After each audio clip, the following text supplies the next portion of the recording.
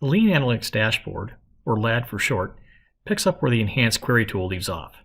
It transforms the queried data into a host of diagnostic metrics you can use to better understand your delivery process flow, effectiveness, and potential areas of improvement. Here are a few of the high-level features and capabilities.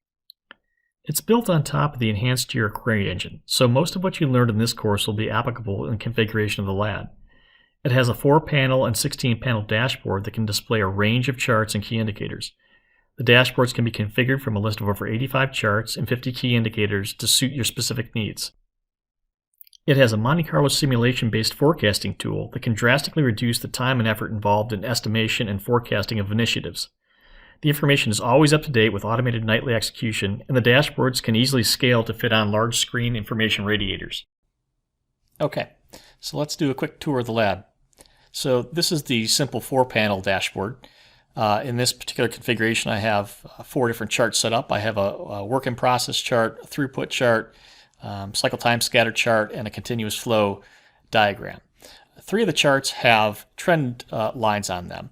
And with those 3 charts, you'll notice that in the upper corners, there are key indicators. So those are indicating the direction the trend is going, and then the color indicates whether that trend is going in the right direction or the wrong direction. So the idea behind the key indicators is that you can look at this dashboard and within a few seconds get a real good idea of if things are going in a positive direction or in a negative direction without having to study the charts themselves. These are configurable, so we can go over to the mapping configuration tab, and this is what lets you map the different charts to each of these panels. So you can see there's a laundry list of charts to choose from. You can do the same thing with the key indicators. So you can configure this, pretty much in whatever you need to suit your particular needs. It's real simple, and then you just would rerun the application to refresh it with those particular charts. The detailed dashboard. This is obviously not something you would want to display in like a team area or even in front of the team. But if you're somebody who is doing a lot of work on process improvement and you want to look at a lot of different things, it's nice to have this to be have the different metrics that you might use frequently, or even the ones that you use even less frequently, at your fingertips without having to go through and dig through a bunch of stuff to get to it. So it's more of a matter of convenience for people who are doing a lot of process work.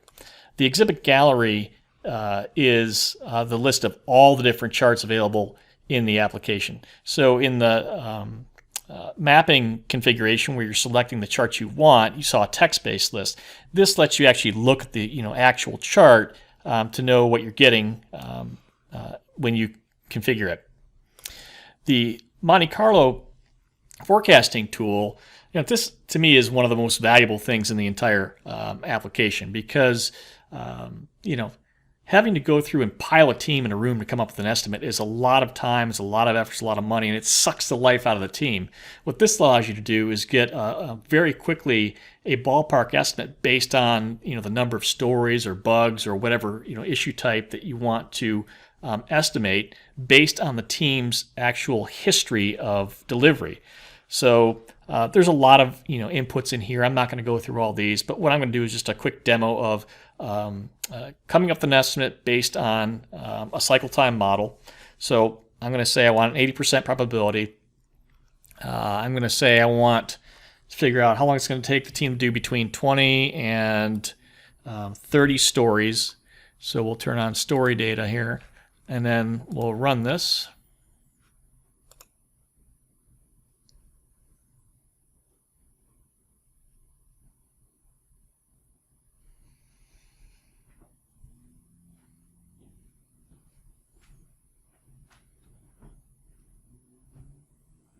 Okay, so it finished. You can see down here, here's my 80% probability. It's forecasting that the team would finish that in October of 2021.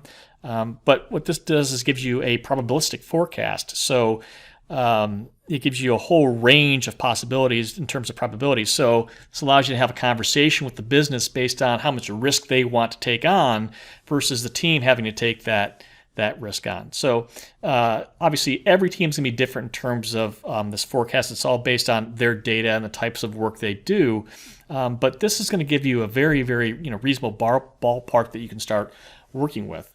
And if you think about how long would it take a team to sit down in a room and estimate between 20 and 30 stories? It's not an insignificant amount of time. And then what happens? The business comes back and says, "Oh, well, we changed what we want. Well, we have to do another estimate now with more stories or less stories." So here you're just going to rerun your forecast in a matter of seconds versus, all right, pile the team back in the room and let's go do our estimate again. So it's a really valuable tool. From a configuration standpoint, the configuration looks very similar to what we saw in the query tool. This is the queries configuration. And here you have the query configurations in terms of the fields. You don't have to touch the fields. They're all preset for you. There's a few more configurations than there are in the query tool, but if you're comfortable with the query tool configurations, you're going to be real comfortable with these. It's not terribly different. You see over here is our workflow, exact same thing that we had in the query tool. So if you're comfortable with the query tool configurations, you'll have no problem with these. So that's a quick tour of the lab.